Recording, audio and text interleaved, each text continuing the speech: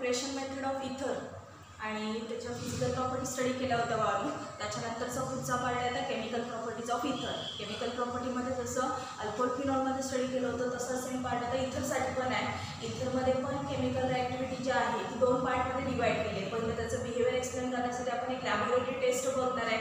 त्या टेस्टमध्ये एक्झॅक्ट तो काय आहे, ॲसिड आहे, बेस आहे, न्यूट्रल कंपाऊंड आहे ते कळेल आणि पुढच्या ज्या रिॲक्शन आहे ते केमिकल रिॲक्टिव्हिटी म्हणून दिलेले आहेत. तर आता पहिली कंडिशन, पहिली रिॲक्शन आहे त्यांची लॅबोरेटरी टेस्ट ऑफ इथर.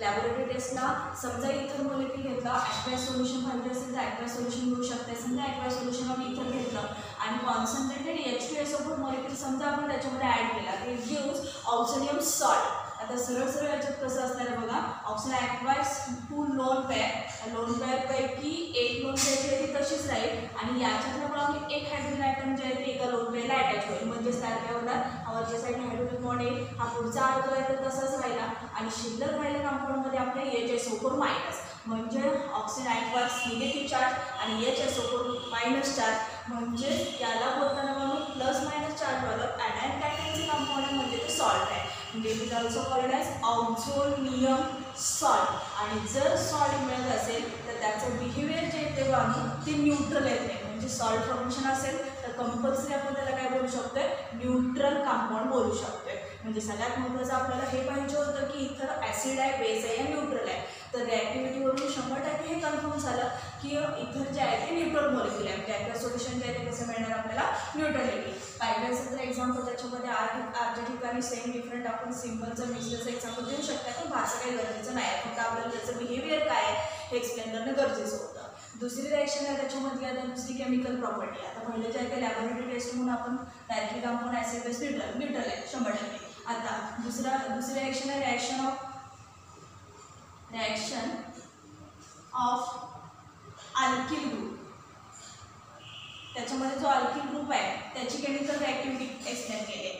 जर अल्किल ग्रुप आहे त्याचं जर बिहेवियर आपल्याला बघायचं असेल किंवा त्याच्या थ्रू होणारी एखादी रिॲक्शन बघायची असेल तर त्यांनी सरळ सरळ सांगितलं आहे आपला इथर मॉलिक्यूल जो आहे त्याच्यामध्ये सिम्पल घ्या एक्झाम्पल, मिक्सरचं दोन्ही कुठले एक्झाम्पल घ्या.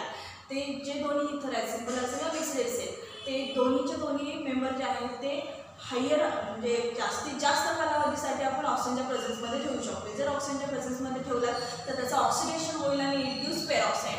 ही एक सगळ्यात महत्त्वाची रिॲक्शन आहे. डायरेक्ट आता त्याच्यामध्ये एक्झाम्पलच टाकूया. समजा CH3 CH2O CH2 CH3 dimethyl इथर बरोबर, सिम्पलचं एक्झाम्पल लिहिलं. प्लस त्याच्यामध्ये काय टाकलं आपण, ऑक्सिजन, एअर टाकली आणि टाईम जो आहे टाईम पिरियड तो असं म्हणाल की चला ऑक्सिडेशन करायचं इमिजिएटली ऑक्सिजन ॲड करूया गॅसेस स्टेटवर, तसं नाही वळत. दोन्ही सिम्पल घ्या, मिक्सर घ्या, दोघांचे एक्झाम्पल होतं बघूया. दोन्ही मेंबर जरी घेतलात तरी ऑक्सिजनच्या प्रेझेन्समध्ये लॉंग टाईम आहे, म्हणजे बराच वेळ आपण काय करायचं आहे ॲटमॉस्फिअरमध्ये आहे असंच ठेवायचं.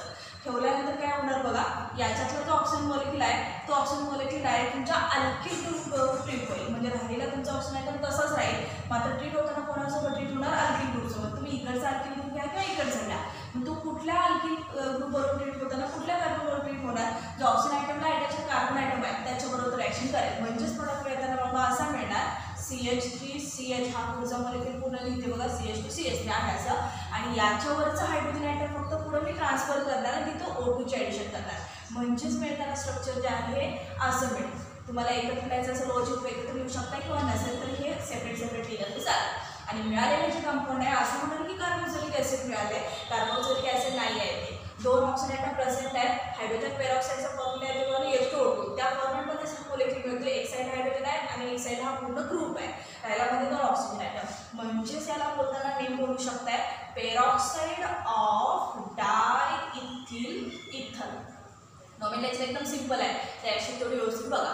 आता कोणाला वाटलं की हा चला ह्या बाजूच्याच कार्बनवरती मॅडम मी काय ॲड केलं, ठीक आहे, त्या बाजूचा कार्बन पाहिजे असेल त्या कार्बनवरती ॲड करू शकताय. फक्त एंडिंग ग्रुप जे आहेत ते यूज करायचे नाही आहेत. समजा आता मिक्सरचं एक्झाम्पल, हे झालं सिम्पलचं. समजा मिक्सरचं एखादं एक्झाम्पल घेणार आहे, CH2 CH2 CH3.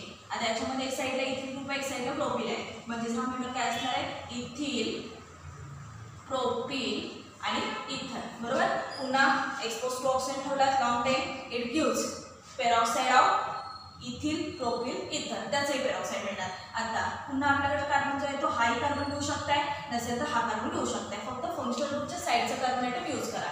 याला चान्सेस पुन्हा काय असणार आहेत, हाही कार्बन तुम्ही यूज करू शकताय. समजा आता आपण पलीकडचं कार्बन आयटम घेणार आहोत, तर पाठीमागचा ग्रुप जो आहे तो तसाच एक CH3 CH2O आहे असाच एक. इथला मागासारखं पुन्हा हा O आणि OH बरोबर, पुन्हा CH2 CH3. आता हे मिळताना काय मिळालं, पेरॉक्साईड मिळालं. म्हणजेच आपण याचंही नोमेनक्लेचर देताना काय देऊ शकतोय, पेरॉक्साईड ऑफ इथिल प्रोपील इथर. सिंपल घ्या अथवा मिक्स घ्या. जास्तीत जास्त टाइम पिरियडसाठी आपण एक्सपोज टू एअर ठेवलं तर ऑटोमॅटिकली ही रिएक्शन बनेल आणि इंड्यूस करस्पॉन्डिंग पेरॉक्साइड्स. सिंपल असेल सिंपलचं पेरॉक्साइड फॉर्मेशन होईल, मिक्स्ड असेल मिक्सचं पेरॉक्साइड फॉर्मेशन होईल. फक्त रिएक्शन होताना रिएक्शन व्यवस्थित थोडंसं बघा. म्हणजे जी काही ऑक्सिजनची ॲडिशन आहे ती ऑक्सिजनची ॲडिशन फंक्शनल ग्रुपच्या साईडच्या म्हणजे oxygen item diamond oxygen item जो आहे ना आपला त्याच्या बाजूच्या कार्बन आयटमवरती ॲडिशन करू शकताय. आणि ॲडिशन रिएक्शन आहे, बायोप्रोडक्ट वगैरे रिएक्शनला काही नाही आहे. पहिल्या ह्याच्यामध्ये त्याचं न्यूट्रल बिहेवियर रिप्रेझेंट झालं, दुसऱ्या ह्याच्यामध्ये फक्त स्पेशल अल्किल ग्रुपसाठी आपण एक रिएक्शन बघितली. ही रिएक्शन अतिशय महत्त्वाची आहे. याच्यामध्ये होमवर्कला देताना मी एक्झाम्पल देणार आहे, परीक्षेत एक्झाम्पल व्यवस्थित सॉल्व्ह करा. बाकी एक्झामसाठी पण हे शक्यतो विचारच आहे. समजलं. त्याच्यानंतर आता पुढं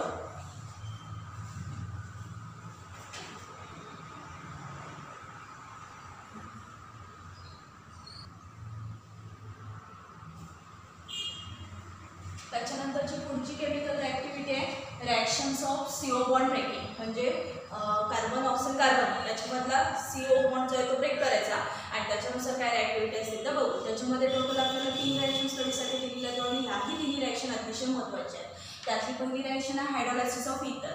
hydrolysis means addition of water in ether molecule are called as hydrolysis of ether. Simple आपलं पाठीमागे जसं होतं तसंच, फक्त त्याच्यामध्ये ॲडिशनल पार्ट हा दिला आहे त्यांनी.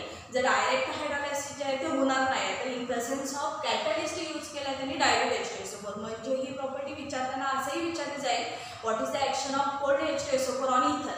मग जर तशी रिॲक्शन विचारली हायड्रोलायसिस हा वर्ड त्याच्यामध्ये नसेल तर रिॲक्शन लिहिताना बरंचसं जमलिंग होऊ शकते. तसं काही नाही आहे. कोणाच्या प्रोसेसमध्ये रिॲक्शन दिले तो रिॲक्टंट देऊ दे कॅटलिस्ट देऊ दे, रिॲक्शन आपल्याला पटकन आली पाहिजे. हायड्रोलायसिस रिॲक्शन म्हटलं in presence of H2SO4.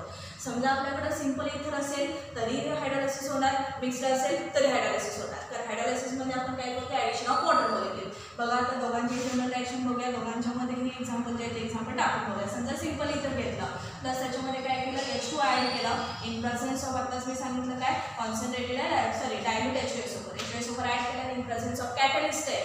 It gives hydrolysis easily. It breaks OR bond means OC bond and form alcohol. याच्यामध्ये डायरेक्टली हा बॉन्ड जो आहे तो बॉन्ड ब्रेक होईल आणि करस्पॉन्डिंग डेरिव्हेटिव्ह काय मिळेल अल्कोहोल. आता याच्यामध्ये या साईडला एक आर आहे म्हणून या साईडला एक आर आहे. दोन्हीकडचे बॉन्ड जे आहेत ते ब्रेक करायचे. इकडूनही ब्रेकिंग झालं इकडूनही ब्रेकिंग झालं. याच्यामध्ये H2O मॉलिक्यूल 2 हायड्रोजन आयटम आहेत, एक ऑक्सिजन आहे. इकडचं एक ऑक्सिजन त्याला द्या. सरळ सरळ जनरेट झाले ट्वाईस OH2. या बाजूला एक आर आहे त्या बाजूला एक आर आहे. सरळ आपल्याला प्रोडक्ट मिळेल ट्वाईस ROH. हा जो आहे हा ट्वाईस ROH डायरेक्टली कसं काय लिहिलं तर आपण घेताना इथं कसं घेतलं होतं सिंपल इथर बरोबर. बाय प्रोडक्ट वगैरे रिॲक्शनमध्ये काही नाही.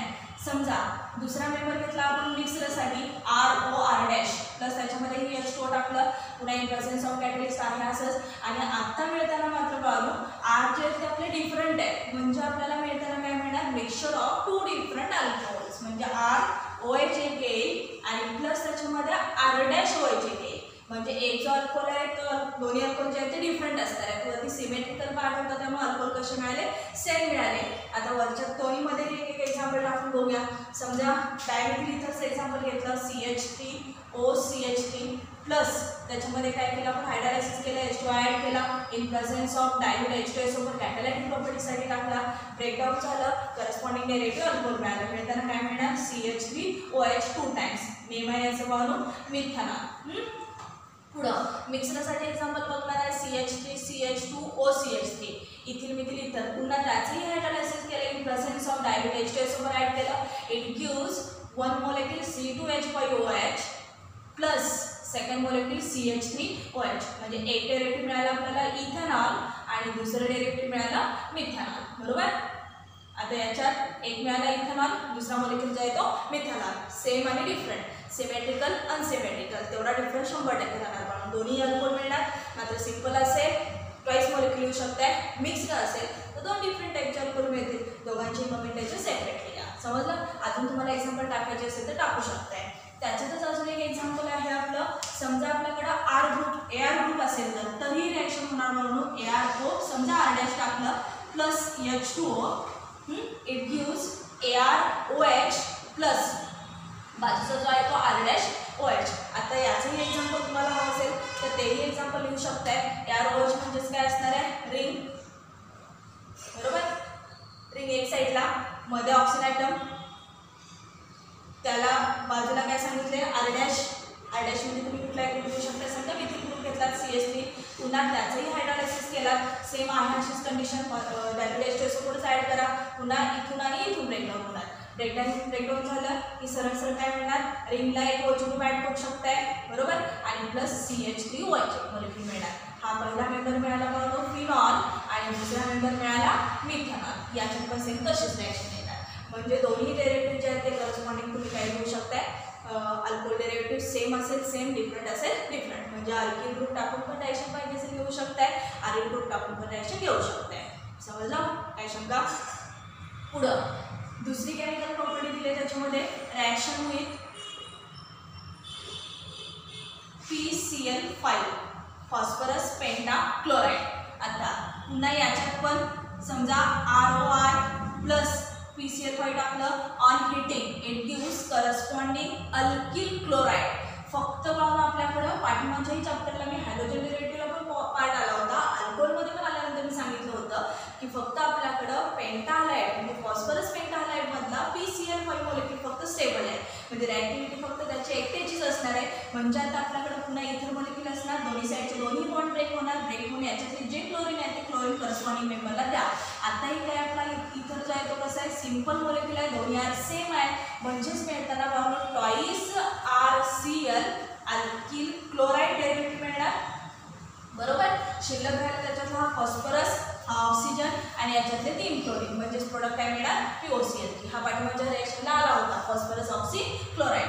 समजा आपल्याकडे असेल mixed R dash plus PCl5 टाकला तर आता मात्र मिळताना हलाइड डेरिव्हेटिव्ह जे आहे ते 2 डिफरंट टाईपचे मिळणार. दोन्ही रिॲक्शन सेम आहेत. मी एकदाच बोर्डवरती लिहिले RCl plus R dash Cl. म्हणजे तुमचा पाठीमागचा R जो असेल समजा मिथिला इथिला एक्झाम्पल लिहिलं की लक्षात येईल. 2 डिफरंट टाईपचे अल्किल क्लोराइड्स मिळतील प्लस त्याच्यामधून काय मिळणार, POCl3 सेपरेट होईल.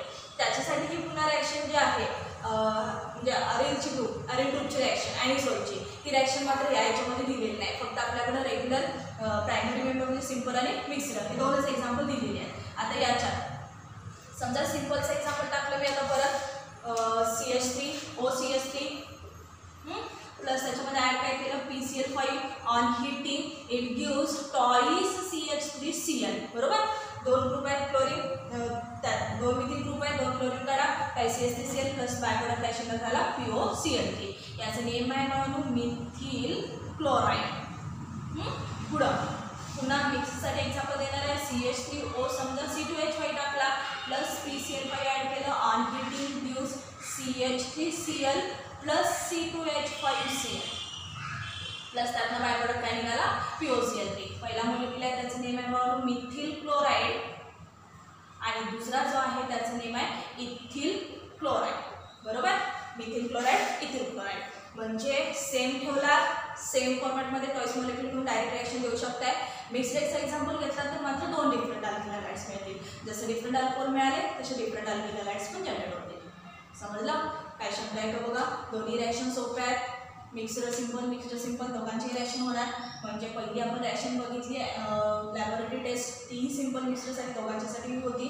दुसरी रिॲक्शन बघितली आपण पेरॉक्साइड फॉर्मेशन अल्किल ग्रुपची रिॲक्शन, तीही तुमची सिंपलसाठी पण होती, मिक्सरसाठीची पण होती, त्याच्यात पण दोन्ही मेंबर येतात. पुन्हा तिसरी रिॲक्शन बघितली reaction with CO bond breaking, carbon ऑक्साईडमधलं बॉन्ड ब्रेकिंग करून रिॲक्शन बघितली. त्याच्यात पहिली रिॲक्शन बघितली हायड्रोलायसिस, सिंपल मिक्सर दोघांच्यासाठी पण येणार. आणि रिॲक्शन विथ PCl5 तीही रिॲक्शन दोघांच्यासाठी पण येणार. म्हणजे सिंपल असेल किंवा मिक्सर असेल. जनरल रिॲक्शन यासाठी दिले त्यांचे एक्झाम्पल समोर लिहिलेले आहेत. व्यवस्थित एक्झाम्पल बघा आणि जेवढे काय तुम्हाला सगळ्याच्या सगळे मेंबर पाहून या रिॲक्शनमध्ये केमिकल ॲक्टिव्हिटीला येतात. तुम्हाला जेवढे काय ॲड करायचे असतील तेवढे सगळे एक्झाम्पल तुम्ही त्याच्यामध्ये ॲड करू शकताय. समजलं.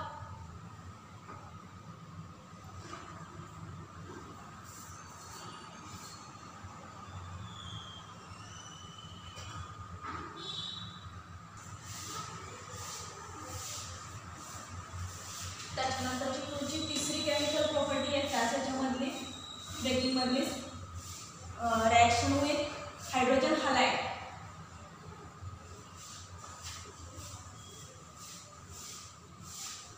Hydrogen halides. हायड्रोजन हॅलाइड्स म्हटलं की फॉर्म्युलेशन येते बघा HX आणि त्याच्यामध्ये आपले 3 मेंबर येतात. त्यातले 3 मेंबरमधला पहिला मेंबर आहे HI, HBr आणि HCl. रिॲक्टिव्हिटीला जर ऑर्डर बघितला तर ती ऑर्डर अतिशय महत्त्वाची आहे.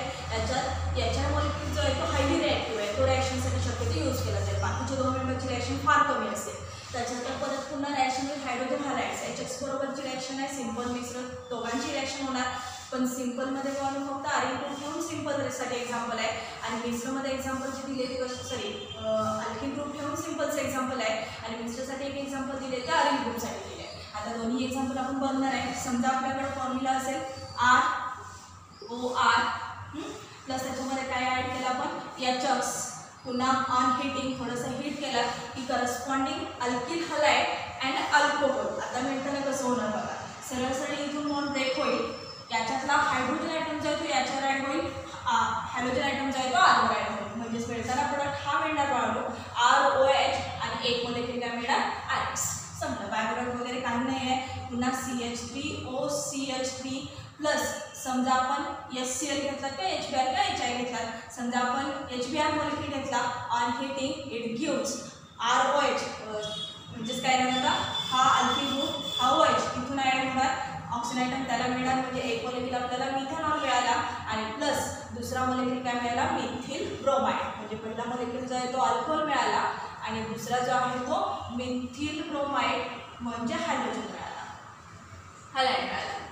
पुढं समजा मिक्सरसाठी एक्झाम्पल द्यायचं असेल तर मी आता 2 मिनिटात काय म्हटलं, मिक्सरसाठी आर्गिन टाकून एक्झाम्पल दिलेलं नाही तर आर्गिनचं एक्झाम्पल डायरेक्ट दिले. आर्गिन ग्रुप म्हणजेच काय असणार आहे आपला ॲनिसोल मेंबर, रिंग असणार आहे आणि रिंगला काय असणार आहे OCH3. याचं नेम आपण ऑलरेडी बघितले म्हणून परत एकदा बघा ॲनिसोल प्लस त्याच्यामध्ये समजा हायड्रोजन आयोडाईड टाकलं 398 केल्विन, कारण रिंग कंपाऊंड असल्यामुळे ॲक्टिव्हिटी जे ते 398 केल्विनला असेल. It gives phenol and alkyl halide. आता पुन्हा मग असारखंच इथून कंपाऊंड ब्रेक होईल. याच्यात हायड्रोजन आयटमचा जो ऑक्सिजन लाईट असतो म्हणजेच आपल्याला मिळताना कसं मिळणार बघा, रिंग त्याला OH ग्रुप येईल आणि प्लस शिल्लक राहिलं CH3 आणि हा आयोडीन CH3I. म्हणजे मिळताना पहिलं डेरिव्हेटिव्ह मिळालं बघा फिनॉल आणि दुसरा जो मिळाला तो मिथिल आयोडाईड. म्हणजे पहिल्या याच्यामध्ये बघितला तर मिथेनॉल मिथिल ब्रोमाइड मिळाला सिमेट्रिकल असेल तर, आणि मिक्सरसाठी एक रिंगसाठी एक्झाम्पल दिलेलं आहे फिनॉल आणि मिथिल आयोडाईड. तिन्ही रिॲक्शन जे अतिशय महत्त्वाचे आहेत. तिन्ही रिॲक्शनमध्ये मिश्र सिंपल तिघांची रिॲक्शन समजलं. त्याच्यानंतर आता अजून एक छोटासा पॉईंट आहे तो